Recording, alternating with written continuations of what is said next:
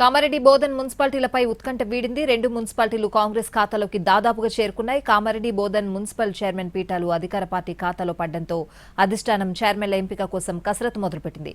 కామారెడ్డితో కాంగ్రెస్ కు 3 స్వతంత్రులతో పాటు మరో 3 ప్రధాన పార్టీ కౌన్సిలర్ల మద్దతు ప్రకటించారు. దీంతో ఆ పార్టీ బలం మ్యాజిక్ ఫిగర్ కు చేరుకుంది. బీజేపీ తటస్థంగా ఉండాలని నిర్ణయం తీసుకుంది. బోధన్లో ఎక్సఫీషియో ఓటుతో కాంగ్రెస్ బలం 19కి చేరింది.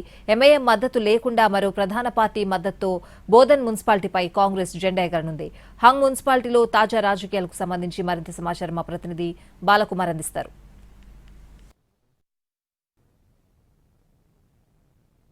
కామారెడ్డి మున్సిపల్ పీఠంపై ఉత్కంఠ వీడింది. కాంగ్రెస్ మున్సిపల్ పీఠాన్ని కాంగ్రెస్ పార్టీ దాదాపుగా కైవసం చేసుకుంది. అక్కడ కావాల్సిన మెజార్టీ మ్యాజిక్ ఫిగర్కు కాంగ్రెస్ పార్టీ చేరుకుంది. దీంతో ఆ పార్టీ చైర్మన్ ఎంపికపై కసరత్తు ప్రారంభించింది. ఇప్పటికే 3 స్వతంత్ర అభ్యర్థులు కాంగ్రెస్ గూటికి చేరుకున్నారు. కాంగ్రెస్ శిబిరంలో స్వతంత్ర అభ్యర్థులు ఆ పార్టీకి మద్దతు తెలిపారు. ఇక మరో 3 అడుగుల దూరంలో ఉండడంతో ఆ పార్టీకి సంబంధించి రాత్రి నుంచి చర్చలు జరుపుతున్నారు.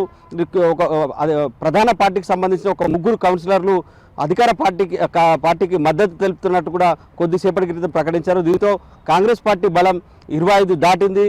మ్యాజిక్ ఫిగర్కు చేరుకోవడంతో ఆ పార్టీ దాదాపుగా మున్సిపల్ పీఠాన్ని కైవసం చేసుకున్నట్లుగా తెలుస్తుంది. చైర్మన్ అభ్యర్థులుగా రేసులో ఉన్న వాళ్ళు ఓటమి చెందడంతో కొత్త అభ్యర్థులకు అవకాశం ఇవ్వాలనేది ఒక చర్చ అయితే జరుగుతుంది.